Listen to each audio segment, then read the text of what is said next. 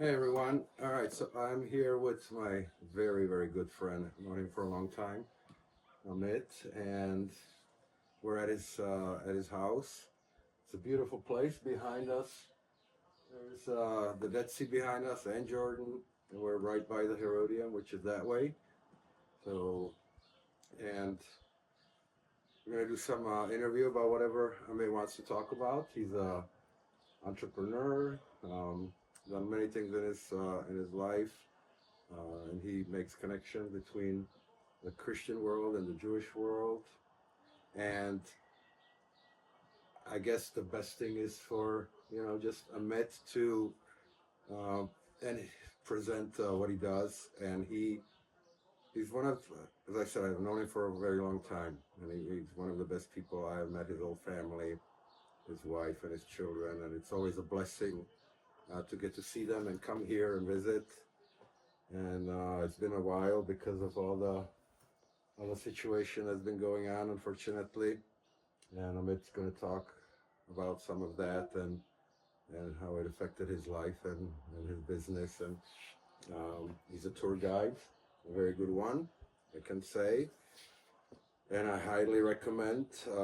He also does Meet in Judea, and I'm going to put links to how to contact Amit, where he does dinners for families in this beautiful area, and highly, highly recommend. Seen a lot, and always really enjoy and cherish my friend Amit. So tell us something about yourself, Amit, and what you do, and your experience as a soldier, as a father, as a businessman, and as a trying to make the world know what's going on here, the truth, and the connection between the Jewish and Christian world, and all of that. So I live in Judea, in Gush Etzion, in Zion block, just south of Jerusalem, east of Bethlehem. And in the last 13 years, I'm trying to build a better connection, better relations between Jews and Christians. I started with Arabic-speaking Christians here in Israel, Israeli citizens, and to bring them to be involved in the Israeli society, more involved as a group, as a collective, not only as individuals, because as individuals everything is open for them. You can find judges, you can find actors, you can find basketball players, you can find them in the academy field. In every field is open, but it's a small group in Israel, the Arabic Muslim Christians. You could find them involved as individuals, but not as a group, and usually they don't speak. And I came to it after I heard about a group of Christians from Nazareth. They were led by a Greek Orthodox priest, Father Gabriel Nadaf. They stood up in 2012, and they said for the first time in history, they called the youth Arabic-speaking Christians in Israel to volunteer to the IDF, to be part of the Israeli society, and to also to fix the problem from inside with the Jewish majority and with other minorities like the Druze, the Circassians, who are very involved. And out of my Zionist perspective, when I saw that, I decided that I need to help them. I got connected. I was the project manager of the NGO that Father Gabriel established, the Christian Empowerment Council, and I accompanied Father Gabriel all around the world when he spoke about his ideas about Israel, and it was very, very interesting, and that's how I got to know the Christian world, both sides, those who are support Israel, who love Israel, and also those who criticize Israel all the time, and that's what leads me now. Beware of evil and do good. I'm fighting the bad guys and helping the good guys. Then there are few people in Israel who do more or less the same work to create better relations between Israel and between Jews and Christians and Christian world. They call us bridge builders. So I guess I'm a bridge builder. Yes, you are. And thank you. And I'm also, as you said, in the last 4 years, I became a tour guide, and my favorite tourists are Christians who come to see Israel. And it's very interesting to show them Israel and to take them all over Israel. I take Christians to see everywhere, to visit also Judea and Samaria, what they call in the news the West Bank, because this is the heartland of Israel. When the children of Israel came back from Egypt, they came back through the Jordan Valley, they climbed up to Samaria. And when before that, when the forefathers, when Abraham came to the land, we first read that he came to Shechem. They call it Nablus today. The Arabic name, it's after the Romans call it Neapolis. So we can read that I guess around maybe 80% of the events in the Bible took place along Judea and Samaria, and of course Jerusalem, which is more or less in the middle. And for me, it's very important that the people will visit the biblical sites, that they read about every Sunday or every Saturday, if there are Jews in synagogue, they read about those places. They should come and visit and see. And when they hear in the news the West Bank, they should know the West Bank refers to Judea and Samaria, the heartland of Israel, the cradle of Judaism and the cradle of Christianity. That's where it all started. Why does the world call it the West Bank and not by its proper name, Judea and Samaria? They were both call it the West Bank as a political term to define it from the state of Israel, which they recognized until 1967. That was established in 1948, and which actually Israel didn't apply sovereignty yet on Judea and Samaria. So they call it the West Bank because it's the west bank of the Jordan River. But Judea and Samaria, it's longer, the distance is longer than the Jordan River. So you can be in South Hebron Hills, and when you call it the West Bank, it's the West Bank of nothing. The Jordan River is not there. No, it's not there. So it's also a stupid name to call it. And anyway, that's Judea and Samaria. That's where the things happens. That's when we walk on the back of the mountain, on the mountain ridge of the Judean mountains, and then the Samaria mountains. We visit Hebron, and we visit Bethlehem, and Jerusalem, and Bethel, and Shiloh, and Dotan Valley, and those are the places. Well, that's what I wanted to say. You, not like other tour guides or tourist companies, you take them, like you said, to Shiloh and places where other tour guides, and definitely not tour companies, they don't take tourists. So when you book a trip with, you see them in the buses, and they pretty much do always the same thing. They run some of the sites in the churches and all that, but they don't see the sites, a lot of them that are in the West Bank, in Judea, Samaria, like Shiloh. A lot of people don't even know what Shiloh is. Tell us about Shiloh. Shiloh is the place where the tabernacle stood for 369 years after Joshua, son of Nun, came to Israel with the children of Israel, the next generation, into the land. He divided the land to the 12 to the tribes, and he decided that Shiloh will be the center for the Jews to come 3 times a year during the holiday, and that's where the tabernacle stood.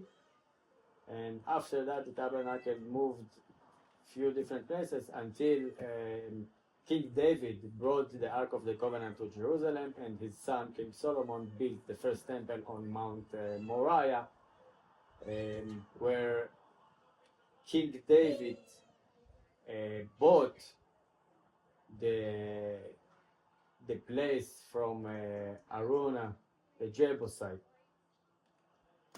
and that's where Abraham took his son Isaac. Not Ishmael. Not Ishmael, his son Isaac, and he named it to God. Here I am. So it's all connected, and I feel sorry for people who visiting Israel and also for Israelis who lives here and never visited those places. I mean, you read about these places. Sometimes you named your children after those places, your congregations, your towns. There are towns around the world, mainly in the States, who named after those places. And then you visit Israel and you don't visit those places.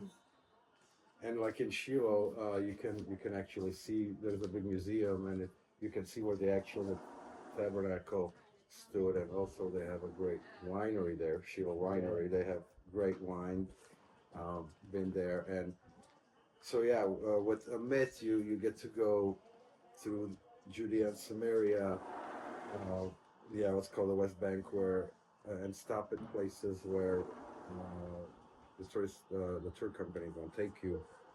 So, and you won't run around like a chicken with your head cut off in a bus and this place, quickly, everything. There's so much to see. Yeah. So you will, the tour guide, like said,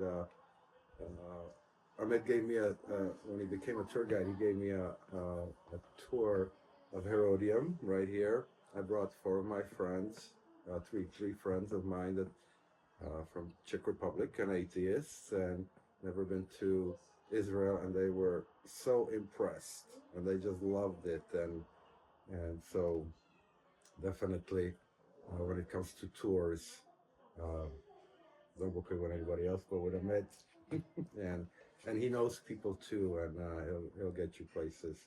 I know one of the places I even never been there, and I've seen so many places, and I saw a video you took somebody there. It was in Samaria, and it was on the hill, on the mountain, which is significant in Jewish history. I can't remember now. Joshua's altar? Yes. On Mount Ebal, yeah, Joshua's altar. Joshua's altar, it's very interesting site. It's actually the altar of Joshua, and the archaeologists who excavated and explored everything, he was a lefty in his political views. And he did all the research, all the excavation, and it's very interesting. He wrote a book about it, but he came to conclusion that this is Joshua's altar, and think how ancient this site is.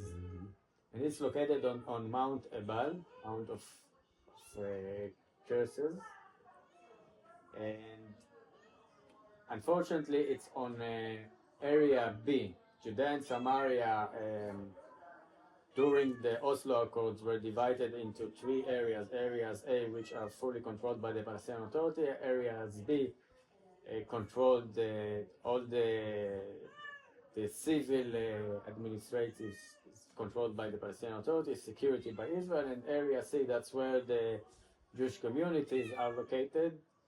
This area is controlled fully by Israel, and this Joshua's altar is located in Area B. So in order to visit there, you need to coordinate with the IDF. So as you saw, it's possible to visit, but it's not freely open. Like, okay, let's go now. and to visit Joshua's altar. So it's a bit complicated, but an amazing site. And unfortunately, in the last years, the Palestinian Authority decided to pave this road around it, so they already destroyed some of the site. But they didn't destroy it just because they are paving roads. This is what they do. This is what they do. They erase history. They erase archaeological evidence of the Jewish existence and also the Christian existence. They also do that to Byzantine sites all around Judea and Samaria. So you were talking about the areas A, B, and C. Yeah, a lot of people really don't understand that, and people think like when you're in area A or B, that you're like in a prison. You can't travel to C, to Israel proper. It's like if they want a border, why should they, right? Anyway, every country controls its border. But so then when Jewish settlers, which the leftist world calls occupiers, when they build settlements in the area B. So talk something, you live in one of them, talk something about how it actually really is with the settlements.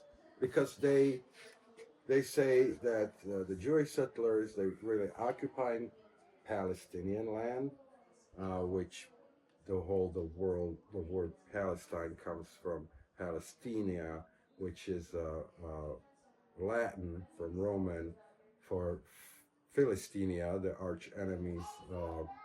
ancient arch enemies of Israel, and Hadrian, the Emperor Hadrian, who hated Jews because very much, and there was a Bar Kokhba revolt, right, in 1935, I think, against him, and so he really destroyed Jerusalem. That's where the last battle in Masada was, and just to spite the Jews, he renamed Judea, Syria, Palestina. When it became Palestina, that's where we get Palestine from.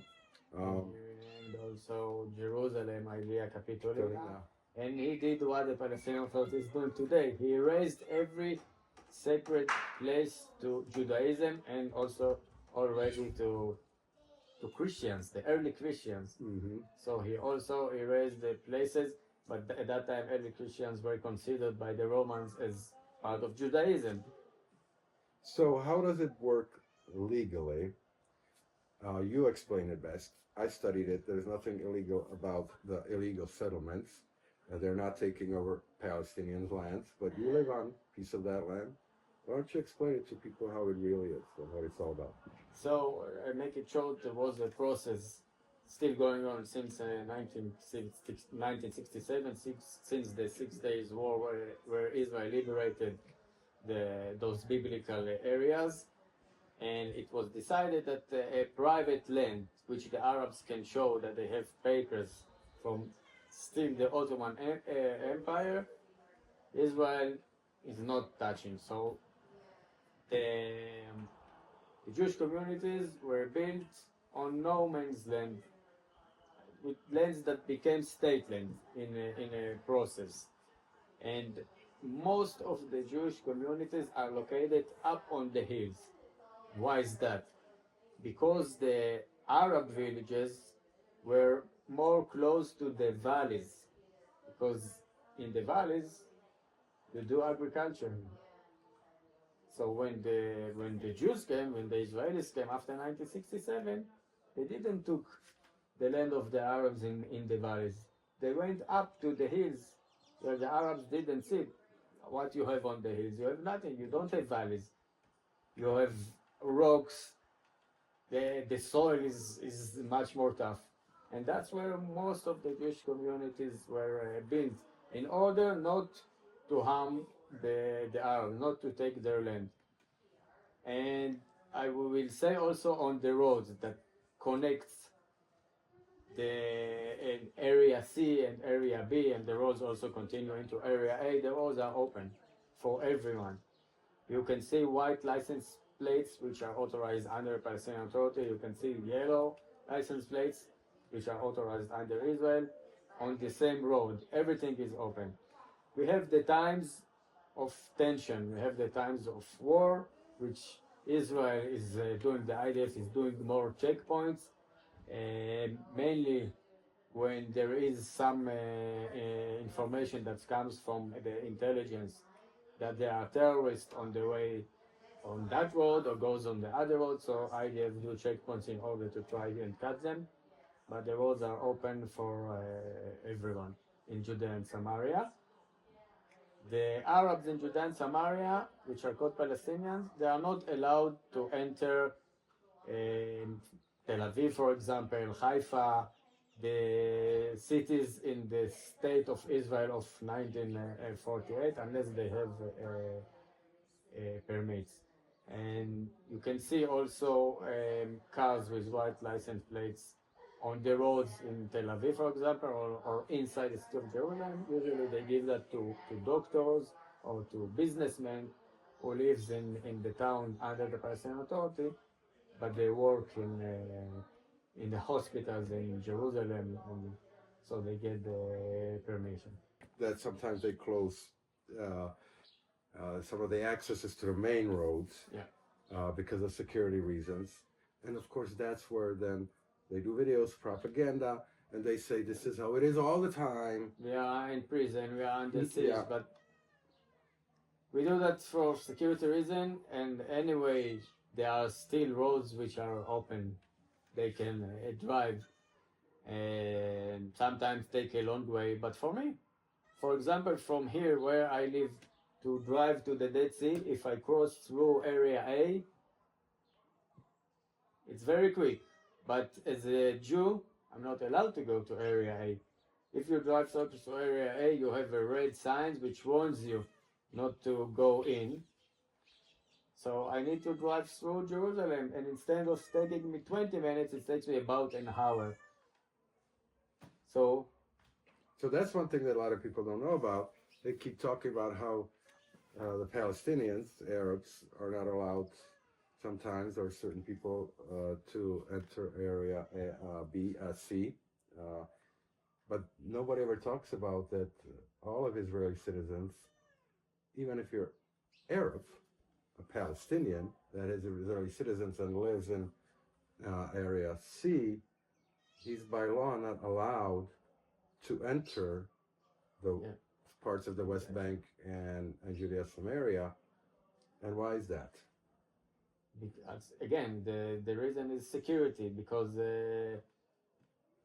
we know we had incidents before that by mistake Israelis went into Area A and they got lynched and they got murdered. So Israel decided that they're making a law in order to prevent Israelis from entering Area A. Arab Israelis, they do enter, they have families, they have friends, and Israel is closing its eyes when Arabs goes in. But if you're an Israeli Jew, then you will get in trouble if you go to Area A, unless you are a lefty. Unless you... That's really, there are many lefty activists who do that, and the state is doing nothing for them. But if you just as a regular citizen will get into Area A, and the IDF will catch you, or the Palestinian authorities, police will catch you, and then you will be in trouble. You broke the law. One of the big one, the lynching you talked about, was the two Israeli soldiers that by mistake entered Ramallah. Right. And talk about that, how they lynched them. And so they catch them. They by mistake entered Ramallah into Area A. That was about more than 20 years ago happened, and they lynched them, and they teared off their organs from their body.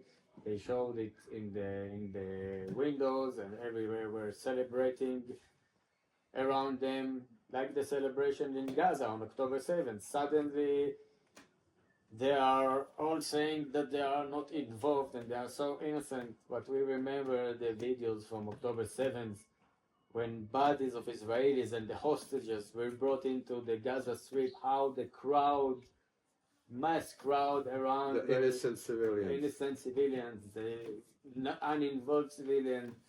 They were all celebrating. And that was it was civilians that murdered the two soldiers and Yeah. lynched in Ramallah. And a lot of people don't realize when now the protests that were pro-Palestinian protests and the red hand was a symbol of it. That goes back to that lynching. So it's really promoting lynching and murdering of people, of Jews. Promoting a culture of death and of blood. That's what it is. And that's the difference between the Jewish culture and the Islam culture, life and death. I think this. Yeah. Jews celebrate life, Islam celebrates death. Martyrs go with Allah. Exactly. That's the reason you can agree to that. You can not agree to that. We can discuss about it, but that's the reason that for one soldier, Israel is ready to release 1,000 terrorists. Because we value life. Mm-hmm. They don't value life. They use it for their propaganda, but they don't value it. They even pay. That's a contention now that the Palestinian Authority was supposed to pay the payment for death. Pretty much, you go and kill innocent people, innocent civilians, or you could become a martyr, and then the Palestinian Authority pays the families money that they collect from the European Union and America and Qatar and Saudi Arabia, who knows from where they get all the finances. And so they promote that, which is a big difference. Right now, Israel, for 2011 hostages, exchanged 2,000. And the left world tries to say that there were also hostages. Who are these 2,000 people that Israel exchanged? The 2,000 people are terrorists, different levels. Some of them with heavy blood did the terror attacks by themselves. Some of them just planned it. Some of them helped the terrorists, drove them with cars, helped them to escape. Different levels, but they were all involved in terror attacks or planning terror attacks that the security authorities in Israel managed to put their hands before they launched the terror attacks. So they're not innocent people. They're not They're innocent hostages. Not innocent people at all. And didn't they? And when they lynched those two soldiers in Ramallah, and that he was a teenager, young man, that from the window, the two hands that he blood of the Yeah. Jews. Didn't they release him? Was it this time around or sometime back? I think they released him too, didn't they? I don't remember. Yeah, murder like that. I'm pretty sure. But Sinwar, Sinwar, Sinwar would be the best example. Sinwar was released during the deal about Gilad Shalit. Israel released about 1,000 terrorists to bring back Gilad Shalit after 5 years in Gaza, and Sinwar was one of them. they even saved him. He had cancer or something, and He had cancer. the Jews saved his life. They saved his life, and I didn't see, but someone told me that there is an interview with the doctor who treated Sinwar in the hospital, and he already back then he said that Israel should not release this guy. Well, they released a bunch of Sinwars right now. With the 2000, I saw videos of, and they were not released into Gaza. They were released in Judea and Samaria, and they saying they're going to come back and just destroy Israel, and so. I think yesterday I was reading that they arrested someone who was just released, and he already back to deal with terror. But we know that. We know that the problem is we value the life of the hostages, of civilians, and also of soldiers. We release terrorists that will murder the next victims. They're talking about being a genocide in Gaza, right? So, I mean, if really it's a genocide, the Jews are really doing a very bad job, because the Gazan population has grown significantly since Israel took over, which a lot of people don't talk about, that before Egypt controlled Gaza, They didn't give them any autonomy or freedoms. Judea Samaria was controlled by Jordan. Nobody talked about occupation then. Right. So the Gazan population really has really grown, and normally in war, it's like a ratio of a soldier, enemy soldier, you kill like 10 civilians die. During Iraq, in one of this urban warfare is always the worst. They actually, Americans managed to knock it down to like 1 to 5 or 4 or something like that. Israel, what's doing in Gaza, it's like 1 to 1 or 1 to 1.5. So that is very remarkable. I mean, what kind of genocide are the Jews doing, right? But that's also, you have some experience being there. Doesn't that also put the Israeli lives at risk, that they're trying to prevent civilians, that a lot of them are not even innocent civilians, that they don't get killed? You want to talk about that? Yeah, 100%. Also, during the first weeks, the first months in Gaza after October 7th, soldiers were not allowed by order to shoot anyone who didn't carry a weapon. And what the terrorists from Hamas and the Islamic Jihad, what they did usually, they had different outposts with weapons in different outposts, different apartments, different buildings.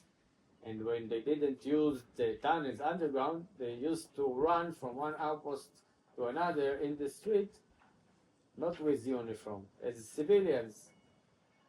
And to make the forces not to shoot them. So you had to know that they are actually terrorists. But when it came to elder, when it came to women, to children, the order was very, very clear. You don't shoot them. Even if they were carrying weapons that you know they had weapons in a bag or They something. had weapons in baby carriages, maybe under the clothes. But no, so in many cases, the terrorists, after they understood that even if they will run without weapons on the street, they will get shot, they sent children, they sent women, they sent elder people to carry guns from one outpost to another outpost. And the orders were killed. Don't shoot them. And in wars, also people get hurt. When you stay around, when the terror organization use you as a human shield, you get hurt. But in every time before Israel moved forward, always announced with flyers from aeroplanes, with SMS messages that were sent to mobile to evacuate, and also gave them maps exactly where to go. Israel and the IDF did everything they could to prevent casualties. And that's what I'm saying. That's actually, it's counterproductive for Israelis themselves. They're putting themselves at risk, and then they warn. So of course, if they warn the civilians, they also warn Hamas. So then they're destroying empty buildings, right? And Hamas is actually trying to, a lot of times, keep the civilians in to prevent them from leaving, right? So they get killed. And every soldier around the world, in every army, will tell you that when you go out on attack, surprise is one of the things that you do. And here, we never did that, because every time we announced before. So we put ourselves under risk. Israel put its soldiers under risk in order to prevent casualties in the enemies. There's another thing that Israel does that, to my knowledge, and I know history, nobody ever in the whole history of the human race has done is, especially when you're attacked, that then you supply food and supplies and energy to the civilian population of your enemy that attacked you. And Israel does that. And the world still screams that it's not enough and that they're not doing it and they should do more. And then they don't require that from anybody else. And nobody was ever required to do that. Double standard when it comes to It's Israel. it's insane. It, It's insane. it- You give them supplies. Mhm. Hamas is taking over the supplies. That's how he pays for families to recruit new terrorists. And not only that, they found that also they smuggling in those trucks with the supplies, with the food, they were smuggling different things to Hamas. And if it's that not enough, we had neighbors here in the community many years ago. They moved, but the husband he established together with another woman an organization that during the first months of the war, when Israel started to let those trucks with the supplies enter Gaza, they used to protest and block the roads. And then the Israeli police came and arrested them, and they didn't manage to cause even one truck not to cross into Gaza, but they were protesting. Mhm. It was very important for them. It was very important for the Israelis that people will speak against it because it's insane. And you know what Biden's administration did? They sanctions the guys from this organization. So one day they received a call from the bank that the bank is frozen, the credit card is frozen, everything. One day, because they were protesting and blocking the trucks Feeding the enemy. for feeding enemies. Yeah. And the Biden administration sanctioned those guys from this organization. This is not democracy that they speak about. Of course not. And they talk about Gaza as an open air prison, right? So, but nobody talks about the wall, the fence, and everything that's on the Egyptian side, right? Which is much bigger, much thicker. And Egypt doesn't bring in any supplies. Egypt doesn't allow the Gazans to go into Egypt, right? I mean, we can talk about the double standard all day long. Do you want to talk about if you have any personal experience with Gaza? So I was in Gaza. I was in this war. I can tell you that in every house that we went in, looking for terrorists, moving from house to house, in every house we found either evidence of terror support, different materials, different protests of Hamas or the PLO. We found the weapons. We found bombs, even small bombs in children rooms. And we found the educational materials of the schools over there. They are all anti-Semite materials, anti-Israel. In every house, everyone, in every neighborhood that we moved, it doesn't matter if it was average people or we went to very fancy apartments of wealthy people. It's all the same. No one is innocent in Gaza, and they are all educated to hate and to kill and to worship blood. We found a diary once, and they have in different days, they write about, for us it's terror attacks, how many Israelis and Jews got killed in that day and day by the attack of this shahid in Arabic, the martyr. Mm-hmm. That's what they believe in. That's their culture. Well, a lot of leftists or pro Palestinians will tell you that the support for Hamas of the civilian population really isn't that big. It's small, and and that they're forced to support Hamas because Hamas, has the weapon and the power and all of that. What is your view on that? Are they forced to, or is it voluntary? Um, They're not forced. That's ideology. That's ideology. They not force everyone.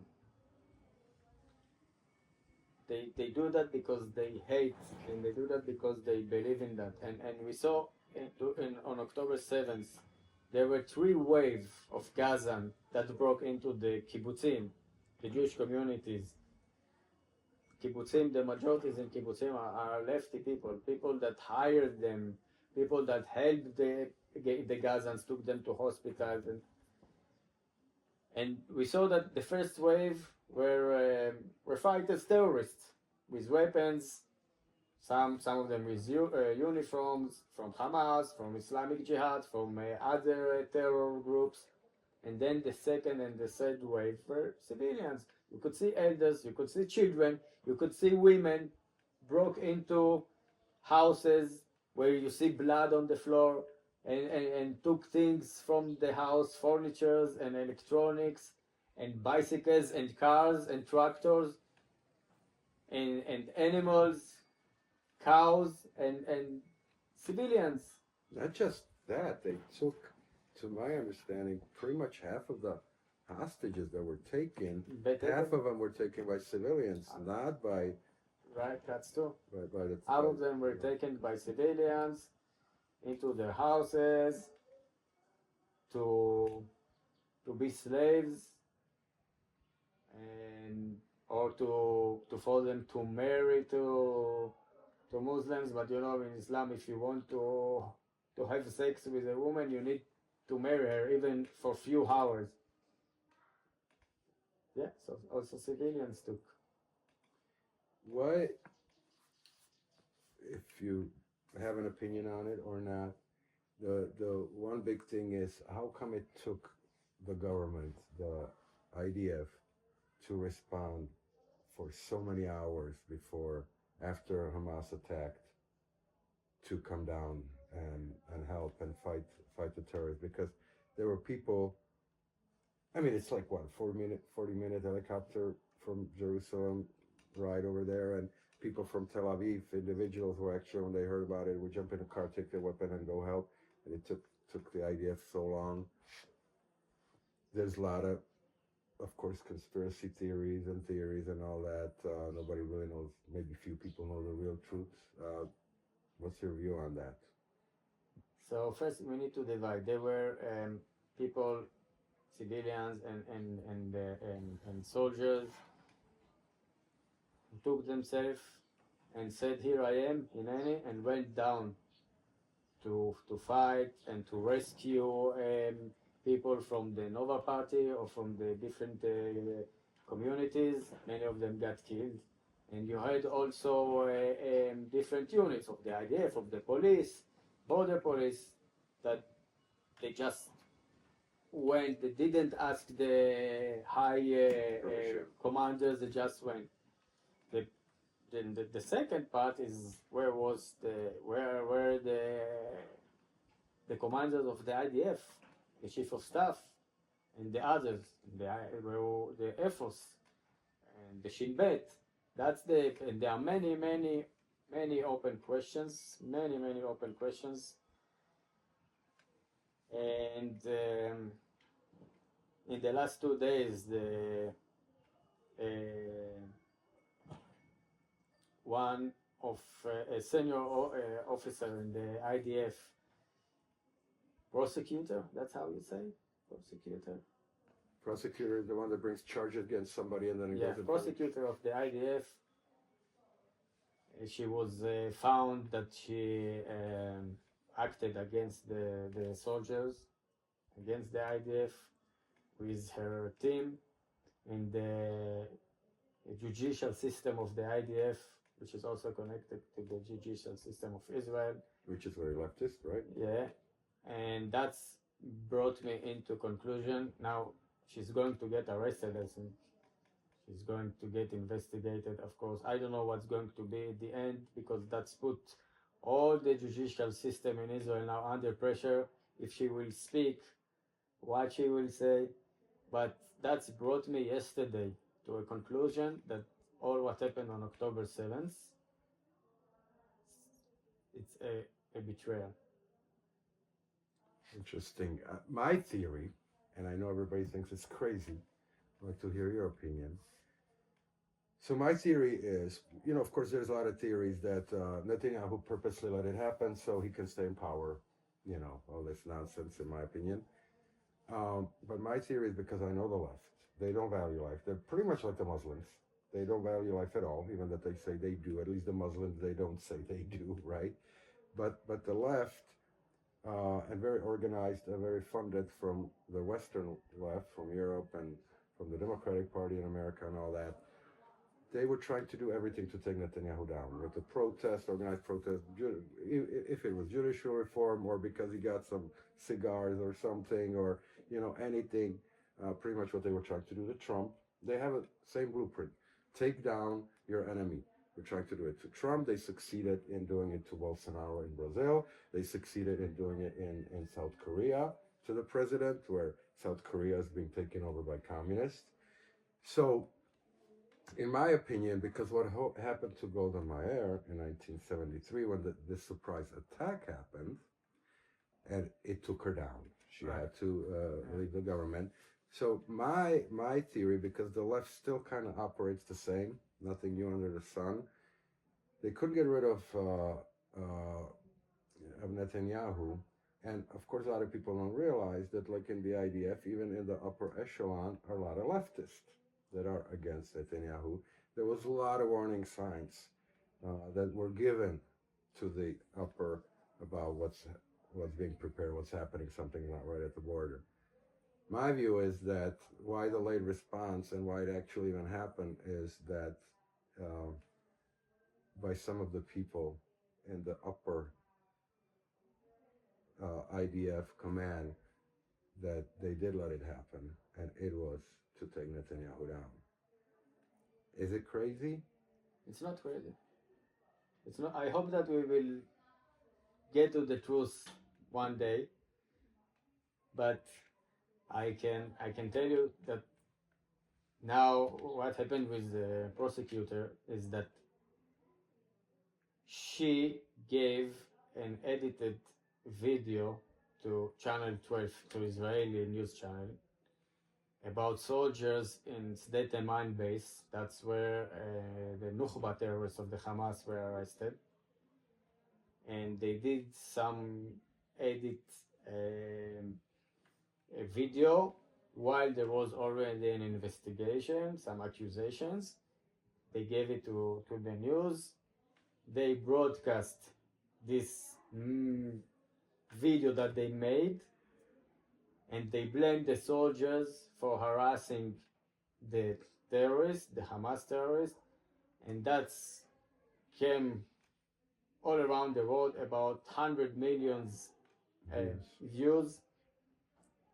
That's brought up the level of anti-Semitism, that caused the hostages in Gaza to suffer from Hamas, and she did that. She was the in charge. That's a betrayal. What she did during war, stick this knife in the back of the soldiers and of the state of Israel, that's a betrayal. But I think that's not the only one. I agree with you, and there was something, and it really just went through the news real quickly, right in the beginning of the war. Netanyahu is being blamed that he won't take any responsibility for the attack by Hamas. But in the beginning, there was something Netanyahu said. It was pretty much that what I'm saying, the theory, that there were some people, and it's going to be an investigation on it, that they did this so they can take him down. But then then Netanyahu himself shut it down and said, not while we're at war, we're not going to deal with it. So that even more is like, yeah, and I hope now with the ceasefire, which who knows how long that's going to last, right, that some of these investigations and things and the truth's going to come up. It's, first of all, it's so irresponsible to make an investigation during a war.